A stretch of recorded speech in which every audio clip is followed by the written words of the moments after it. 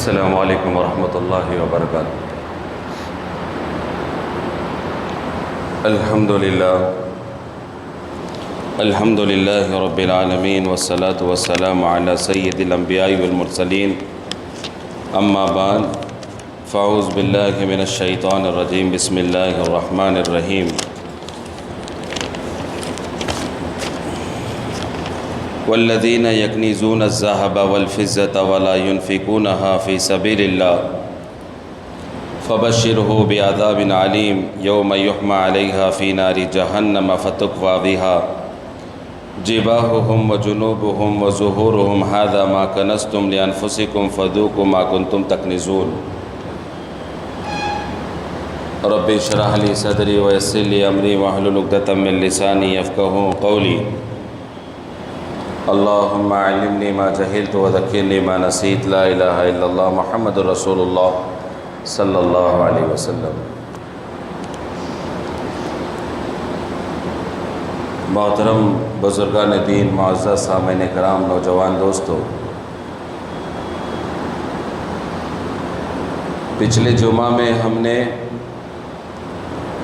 رمضان اور قرآن اس عنوان پر بیان کیا تھا اور بہت تفصیل سے قرآن کو رمضان کے ساتھ کیا تعلق ہے، اس عنوان پر ہم نے پچھلے جمعہ میں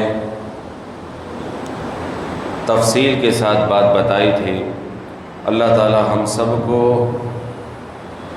رمضان کی قرآن کی قدردانی نصیب فرمائے۔ آج کے جمعہ میں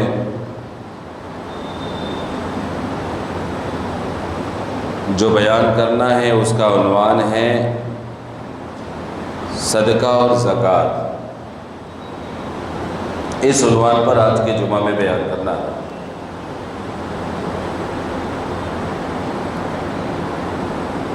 قرآن کریم کی ہم نے ایک آیت آپ کے سامنے تلاوت کی ہے۔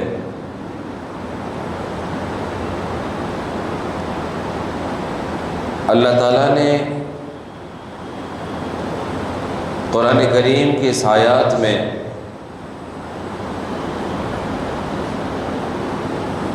زکوٰۃ کے متعلق احکام کو بیان فرمایا۔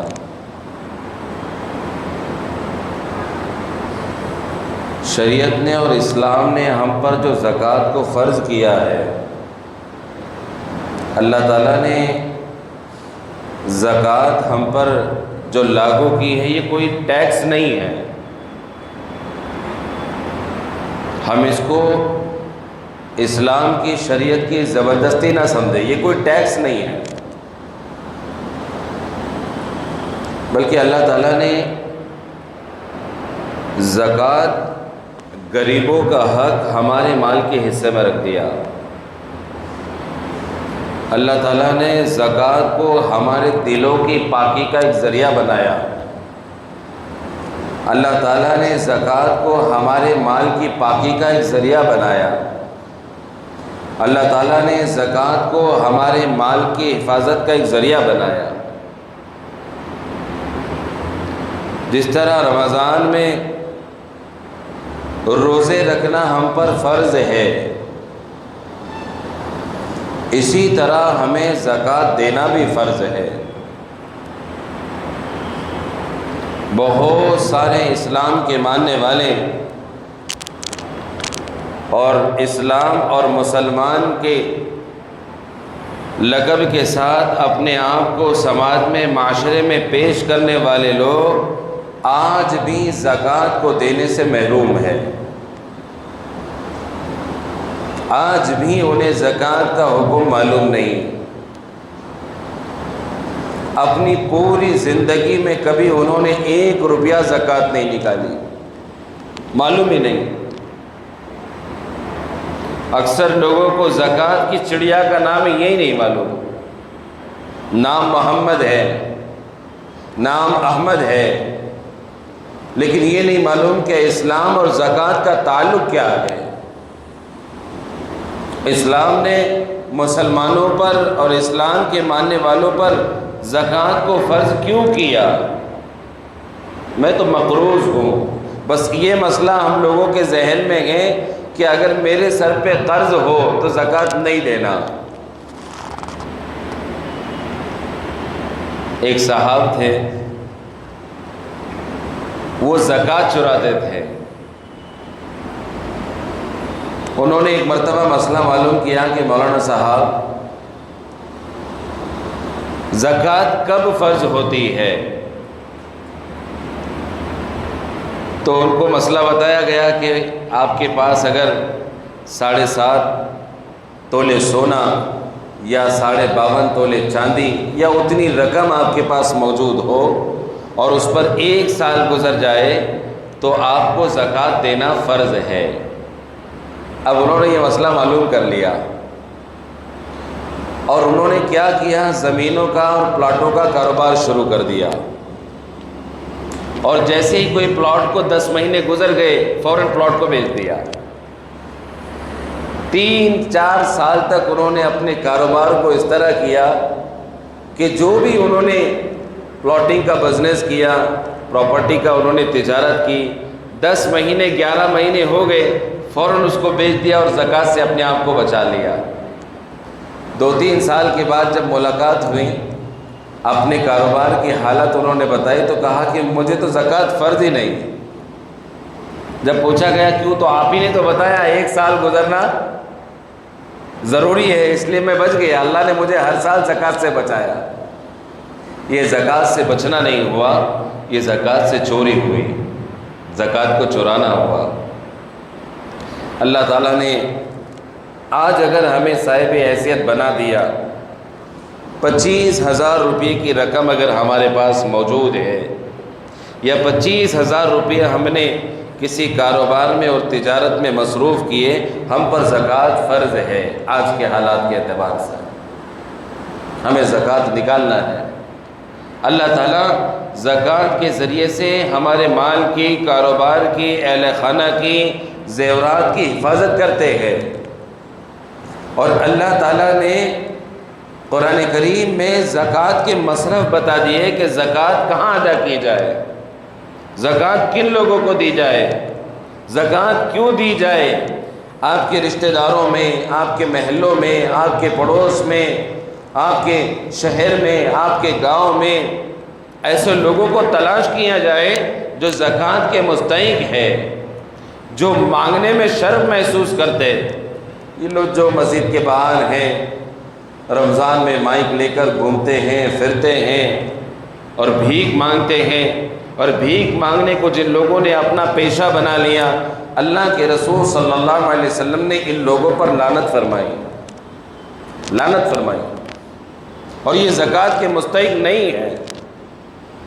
زکوٰۃ ڈھونڈ کر دی جائے، تلاش کر کے دی جائے کہ ایک شخص معذور ہے، مجبور ہے، مقروض ہے، اور اس پر بہت سارا لوگوں کا قرض دینا ہے، لیکن اس کو آپ سے مانگنے میں شرم آ رہی ہے، نہیں یار میں مانگ نہیں سکتا، خوددار ہے، چاہے وہ آپ کا رشتہ دار ہے، چاہے وہ آپ کا قریبی ہے، چاہے وہ آپ کا چچزاد بھائی ہیں، خالازاد بھائی ہیں، ماموزاد بھائی ہیں، اور وہ آپ کو مانگنے میں شرم محسوس کر رہا، اور آپ اس کے حالات کو جانتے ہیں کہ یہ مقروض ہے، چھوٹا سا اس کا کاروبار ہے، دوسروں کے یہاں پر مزدوری کرتا ہے، اور اس کی بیٹی کی شادی بھی ہے، اور یہ ہاتھ پھیلا بھی نہیں سکتا، یہ بات آپ کو معلوم ہے، آپ کی نظر میں اور شریعت نے اس کو آپ کے لیے زکوٰۃ کا سب سے زیادہ مستحق اور حقدار بنا دیا۔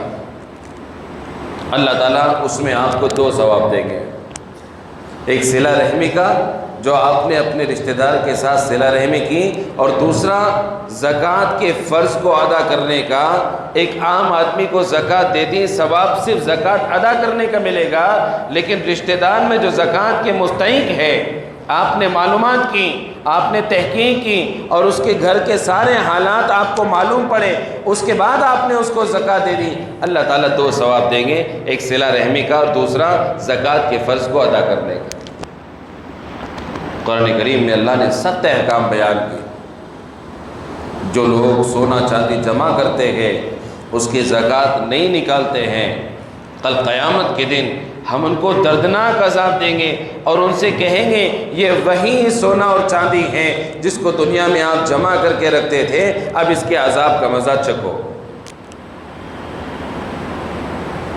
علماء سے رابطہ کرے، علماء سے کانٹیکٹ کرے، زکوٰۃ کو ادا کرنے والے بنے، نئی زکوٰۃ اللہ نے آپ پر فرض کی ہے، صدقہ ادا کرنے والے بنے، صدقے کو دینے والے بنے۔ بہترین صدقہ وہ ہے جو رمضان میں دیا جائے، بہترین صدقہ وہ ہے جو رمضان میں ادا کیا جائے۔ صدقے کے بڑے فضائل ہیں، ہم لوگ صدقہ نہیں دیتے۔ جب کوئی بیمار ہو جائے ہم بکرا دیتے ہیں، جب کوئی بیمار ہو جائے اس مریض کا ہاتھ اس جانور پہ لگا کے مدرسے میں بھیج دو، یہ ہمارا صدقہ ہے۔ جب کوئی گھر پر حالات آ جائیں، مصیبت آ جائے، تکلیف آ جائے، ہم ہمیشہ غم میں، تکلیف میں، مصیبت میں، پریشانی میں صدقہ نکالتے ہیں۔ خوشی کی حالات میں ہم کبھی صدقہ نہیں نکالتے ہیں۔ ایک مرتبہ رسول اللہ صلی اللہ علیہ وسلم نے ارشاد فرمایا، فرشتوں نے اللہ سے پوچھا، اللہ اپنے پہاڑ سے بھی مضبوط کوئی چیز بنائی؟ فرشتوں نے جواب دیا، اللہ سے سوال کیا، اللہ تعالیٰ آپ نے پہاڑ سے زیادہ سخت اور طاقتور کوئی چیز بنائی؟ اللہ نے جواب دیا، ہاں میں نے لوہا بنایا۔ پہاڑ سے مضبوط کیا بنایا؟ لوہا سمجھتے ہیں نا، لوکھنڈ جسے ہم کہتے ہیں لوہا، کہ پہاڑ کو جو پھوڑتا ہے ہتھوڑا، لوہے کو ہتھوڑے کی شکل دے جا کر جو پہاڑوں کو پھوڑتا ہے۔ فرشتوں نے اللہ سے سوال کیا کہ آپ نے پہاڑوں سے زیادہ طاقتور کوئی چیز بنائی؟ اللہ نے جواب دیا، میں نے لوہا بنایا جو پہاڑوں کو پھوڑتا ہے، اس کے ٹکڑے کرتا ہے اور پہاڑ کو ریزہ ریزہ شکل کرتا ہے۔ پھر فرشتوں نے سوال کیا، اللہ تعالیٰ آپ نے لوہے سے زیادہ طاقتور کوئی چیز بنائی؟ اللہ نے جواب دیا، میں نے لوہے سے زیادہ طاقتور چیز آگ بنائی۔ کیا بنائی؟ لوہے کو کون سی چیز پگھلاتی ہے؟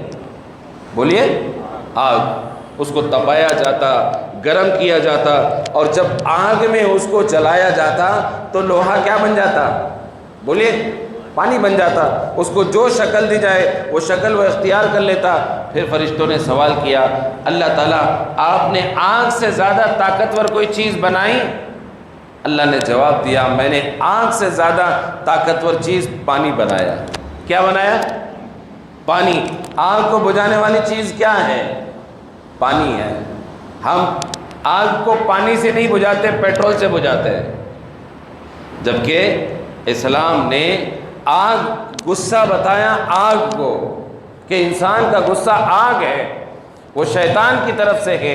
شیطان کو اللہ نے آگ سے بنایا، اور اس کو بجھانے والی چیز کیا ہے؟ کیا ہے؟ پانی ہے۔ غصہ آ جائے تو پانی پی لے، غصہ آ جائے تو وضو کر لے، غصہ آ جائے تو غسل کر لے، غصہ آ جائے کھڑے ہے تو بیٹھ جائے، بیٹھے ہیں تو لیٹ جائے، تو غصہ جاتا رہے گا اور نقصان سے بچ جائیں گے۔ غصہ آیا تو ہم پانی نہیں پیتے اور غصہ لاتا ہے۔ تو فرشتوں نے سوال کیا، اللہ تعالیٰ آگ سے زیادہ طاقتور چیز آپ نے کیا بنائی؟ تو اللہ نے جواب دیا، پانی بنایا۔ پھر فرشتوں نے سوال کیا، اللہ آپ نے پانی سے زیادہ طاقتور چیز کیا بنائی؟ پانی سے زیادہ طاقتور چیز کیا بنائی؟ اللہ نے جواب دیا، میں نے پانی سے زیادہ طاقتور چیز ہوا کو بنایا۔ کس کو بنایا؟ ہوا کو۔ آگ کو، پانی کو۔ ہوا اگر پانی کا رخ جہاں موڑنا چاہے موڑ سکتی ہے کہ نہیں؟ موڑ سکتی۔ اس کے بعد فرشتوں نے اللہ سے دوبارہ سوال کیا، آپ نے ہوا سے زیادہ طاقتور چیز کیا بنائی؟ اللہ نے جواب دیا، میں نے ہوا سے زیادہ طاقتور چیز بنی آدم کے ہاتھ سے دینے والا صدقہ بنایا، جو ایک ہاتھ سے وہ صدقہ دیتا ہے دوسرے ہاتھ کو خبر نہیں۔ پانی سے، پہاڑ سے، آگ سے، لوہے سے، سب سے زیادہ طاقتور چیز اللہ نے کیا بنایا؟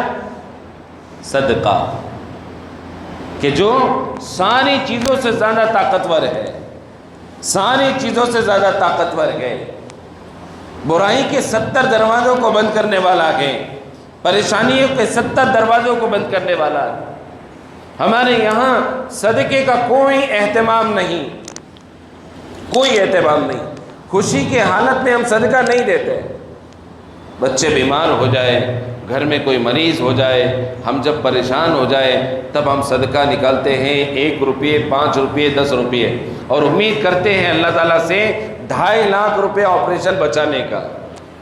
50 روپیے، 100 روپیے مدرسے کی رسید بنا کر اور اس کو صدقہ دے کر ہم اللہ سے امید کرتے ہیں 2.5 روپے کے آپریشن کو بچانے کا.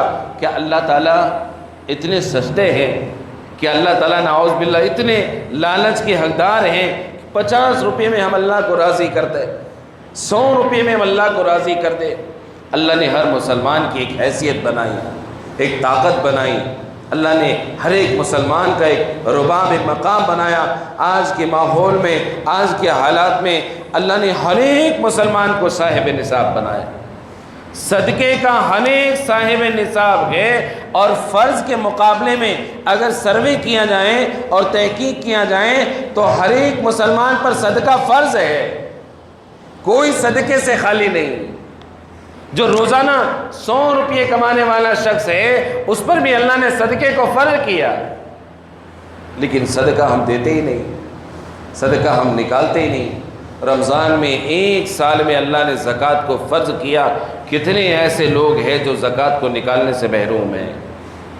کئی سالوں کی زکوٰتیں ان کے اوپر جمع ہو کر وہ اللہ کے مقروض بن گئے، اللہ کے مقروض بن گئے. انہوں نے زکوٰۃ کو نکال کر نہ اپنے مال کو پاک کیا، نہ اپنی جان کو پاک کیا، نہ اپنے اہل خانہ کو پاک کیا، نہ اپنے کاروبار کو پاک کیا، نہ اپنی تجارت کو پاک کیا. نتیجہ یہ نکلا وہی مال، وہی کاروبار، وہی بڑا بزنس، وہی بہت بڑی فیکٹریاں، وہی بہت بڑی دولت، وہی بہت بڑا خزانہ ان کے لیے بجائے راستہ کھلنے کے، بجائے راحت کے، وہ عذاب کا ذریعہ بن گیا. اس لیے کہ اللہ نے غریبوں کا جو حق ان کے مال میں رکھا تھا انہوں نے اس کو دبا دیا، انہوں نے اس کو دبا دیا.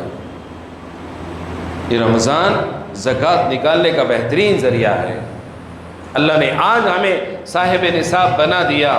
7.5 تولے سونا اگر ہمارے گھر میں موجود ہے، 52.5 تولے چاندی کی مقدار ہمارے گھر میں موجود ہے، یا اس کے علاوہ 25,000 روپے آج کے ماحول میں ہمارے گھر میں یا ہمارے کاروبار میں، ہماری تجارت میں، ہمارے بینک میں اگر اتنے 25,000 روپے رکھے گئے تو ہم زکوٰۃ کے مستحق ہیں. ہمیں زکوٰۃ نکالنا فرض ہے، ہم پر زکوٰۃ فرض ہے. ہم صاحب نصاب بن گئے. کتنے لوگ زکوٰۃ نکالنے سے محروم ہیں؟ اللہ نے زکوٰۃ کو فرض کیا. قرآن میں اللہ نے زکوٰۃ نہ نکالنے والوں کے لیے سخت وعیدیں بنائی کہ وہ سونا اور چاندی، وہ مال، وہ دولت کا ایک طوق بنا کر کل قیامت کے دن گلے میں ڈالا جائے گا، گلے میں ڈالا جائے گا، اور وہ دستہ جائے گا. اللہ خود کہیں یہی وہ مال ہے جس کو دنیا میں تم جمع کر کے رکھتے تھے. ہمارے محلے میں، ہمارے معاشرے میں، ہمارے سماج میں ایک سروے کیا جائے اور نظر دوڑا جائے، سب سے زیادہ غربت ہمارے یہاں پر ہے، سب سے زیادہ غریبی ہماری کمیونٹی میں ہے، سب سے زیادہ فقیر ہمارے محلے میں ہیں، سب سے زیادہ غریب ہماری مسجدوں کے سامنے ہیں، سب سے زیادہ مانگنے والے، برقعے میں گھومنے والے ہمارے یہاں پر ہیں. زکوٰۃ جب ہم نکالتے ہیں تو نکال کر جب ہم اس کو دے دیتے ہیں، کوشش کریں 10 لوگوں کو زکوٰۃ بانٹنے کی بجائے کوئی ایک غریب میری زکوٰۃ سے اتنی اس کی کفالت ہو جائے، آئندہ سال وہ زکوٰۃ کا مستحق نہ رہے. اللہ تعالیٰ کتنا بڑا ثواب دے گا. آپ کی زکوٰۃ نکالنے سے، آپ کا صدقہ نکالنے سے، آپ کے صدقے کا ڈبہ کھولنے سے، آپ کے صدقہ دینے سے ایک غریب لڑکا، ایک معذور لڑکا، یا ایک غریب عورت، ایک غریب مسکین کا کوئی بچہ، یتیم کا کوئی بچہ خود کفیل بن جائے، وہ اتنا کمانے والا بن جائے کہ آئندہ سال وہ زکوٰۃ کا مستحق نہ رہے. آپ کی زکوٰۃ کا فرض ادا ہوگا اور آپ کے ذریعے سے اللہ تعالیٰ نے اس کو ایسا کھڑا کر دیا اور خود کفیل بن گیا، آئندہ سال وہ زکوٰۃ لینے کا مستحق نہیں رہے گا. زکوٰۃ کو ادا کرے، صدقہ دینے کا اہتمام کرے، چاہے خوشی کے حالات ہو، غم کے حالات ہو، ہم زکوٰۃ صدقہ نکالنے کی کوشش کریں. رمضان کا ماحول ہے، دور دراز علاقوں سے، ہزاروں کلومیٹر دور سے سفرا حضرات، بڑے بڑے عالم، بڑے بڑے علماء ہماری مسجدوں میں پہنچ رہے ہیں، ہمارے علاقوں میں پہنچ رہے ہیں۔ یہ ان لوگوں کا ہم پر احسان ہے۔ ہمیں حکم یہ ہے کہ زکوٰۃ نکال کر اس کو تلاش کر کر تقسیم کریں، اور یہ لوگ ہماری زکوٰۃ لینے کے لیے ہمارے دروازے میں 10 منٹ 15 منٹ دھوپ میں کھڑے ہو کر مانگ رہے ہیں، بچوں کے لیے، مدرسوں کے لیے، اس میں پڑھانے والوں کے لیے، مدرسے کی ذمہ داری کے لیے اور مدرسے کے اخراجات کے لیے، یتیم غریب بچوں کے لیے مانگ رہے ہیں، ہم سے ہمارے فرض کو ادا کر رہے ہیں۔ کتنے بڑے بڑے اکابرین تھے، جب وہ رمضان کا مہینہ آتا، وہ رمضان میں علماء کرام کو سفیر بنا کر نہیں بھیجتے تھے، سفیر بنا کر نہیں بھیجتے تھے۔ وہ یہ بیان کرتے تھے کہ یہ جو سفر کرنے والے حضرات، اس میں عالم دین ہے، حافظ قرآن ہے، اس میں علم رکھنے والے ہیں، اور اگر رمضان میں یہ سفر کریں گے اور جن علاقوں میں جائیں گے وہاں کے لوگ ان کو حقارت کی نظر سے دیکھیں گے، وہاں کے لوگ ان کو مانگنے والوں کی نظر سے دیکھیں گے، اور اگر کسی عالم دین کی اگر توہین ہو جائے، کسی اہل قرآن کی اگر تذلیل ہو جائے، اللہ تعالیٰ وہ ذلیل کرنے والوں کی 7 نسلوں سے قرآن کو اٹھا لے گا اللہ تعالیٰ۔ اور یہاں تک علماء نے، اکابرین نے، سلف صالحین نے بیان کیا، جب کسی حافظ قرآن عالم دین کی توہین ہوتی ہے، اس کو ذلیل کیا جاتا ہے، اس سے دشمنی رکھی جاتی ہے، اس سے بغض اور عداوت رکھی جاتی ہے، آپ تدفین کے بعد جب اس کا انتقال ہو جائے، تدفین کے بعد آپ کو ذلیل کرنے والے کی قبر کو دوبارہ کھود کر دیکھیں، اللہ تعالیٰ قبلے سے اس کے چہرے کو پھیر دے گا کہ یہ وہ آدمی ہے، یہ وہ شخص ہے جس نے قرآن کو اپنے سینے میں رکھنے والے اور ایک حافظ قرآن کی، عالم دین کی تحقیر کی تھی، تذلیل کی تھی، غیبت کی تھی، اس کو ذلیل کیا تھا، اس کا دل دکھایا تھا۔ اس لیے اللہ تعالیٰ قیامت کے دن تک قبر میں اس کے چہرے کو قبلے سے ہٹا دیں گے۔ رمضان کے مہینے میں زکوٰۃ ضرور ادا کرے، صدقہ ضرور ادا کرے، لیکن گھمنڈ کے ساتھ، تکبر کے ساتھ، بڑا اپنے آپ کو بنا کر نہیں، چھوٹا بن کر، اپنے آپ کو جھکا کر، تواضع کے ساتھ، انکساری کے ساتھ، یہ مال جو میں دے رہا ہوں یہ میرا نہیں ہے، یہ تو اللہ نے مجھے اس کا امین بنایا، اس مال کا مالک اللہ ہے، اس مال کا حقیقی مالک اللہ ہے، میں تو یہ مال کی امانت دار ہوں، امین ہوں، اس کا خزانچی ہوں، اور مالک نے جب مجھے حکم دیا فلاں فلاں صاحب کو اتنا 2.5% دینا ہے، میں تو بس اللہ کے حکم کی تعمیل کر رہا ہوں۔ بڑائی نہیں ہے، تکبر نہیں ہے، گھمنڈ نہیں ہے، دیتے وقت میں، صدقہ کرتے وقت میں، اللہ کے راستے میں خرچ کرتے وقت میں، زکوٰۃ کو نکالتے وقت میں یہ نیت اور یہ دل میں سوچ اور یہ فکر نہ ہو میں مال دے رہا ہوں، میں نے زکوٰۃ دے دیا، میں نے صدقہ دے دیا، میں کا لفظ وہ زکوٰۃ کو دلوا کر ہلاک کر دے گا، میں کا لفظ وہ زکوٰۃ کو، صدقے کو ادا کر کے ہلاک کر دے گا۔ اللہ کا حکم ہے، قرآن میں اللہ نے زکوٰۃ کو ادا کرنے کا حکم فرمایا، قرآن میں، احادیث میں رسول اللہ صلی اللہ علیہ وسلم نے صدقہ دینے کے فضائل بتائے۔ اللہ کے غصے کو ٹھنڈا کرنے والی چیز اگر کوئی چیز ہے تو وہ صدقہ ہے، اور سب سے آخری درجہ یہ بتایا صدقے کا کہ صدقہ انسان کو بری موت سے بچاتا ہے، صدقہ انسان کو بری موت سے بچاتا ہے۔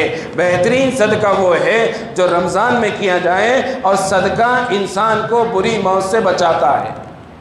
اچھی موت ملنا، اچھی روح قبض ہونا، سکون والی موت کا ملنا اللہ کی نعمت ہے، اللہ کی نعمت۔ روزانہ ہم خبروں کو سنتے ہیں، روزانہ ہم خبروں میں دیکھتے ہیں، روزانہ ہم میسج پڑھتے ہیں، ٹرک نے اڑا دیا، کینسر میں مبتلا ہو گئے، بڑی بڑی بیماریوں نے چپیٹ میں لے لیا، کوئی علاج نہیں ہے، ڈاکٹروں نے کہا بس ان کی خدمت کرے، ڈاکٹر نے کہہ دیا بس اللہ سے دعا کرے، ڈاکٹروں نے کہہ دیا اس کی سائنس نے ابھی تک اس بیماری کا کوئی علاج ہی نہیں نکالا۔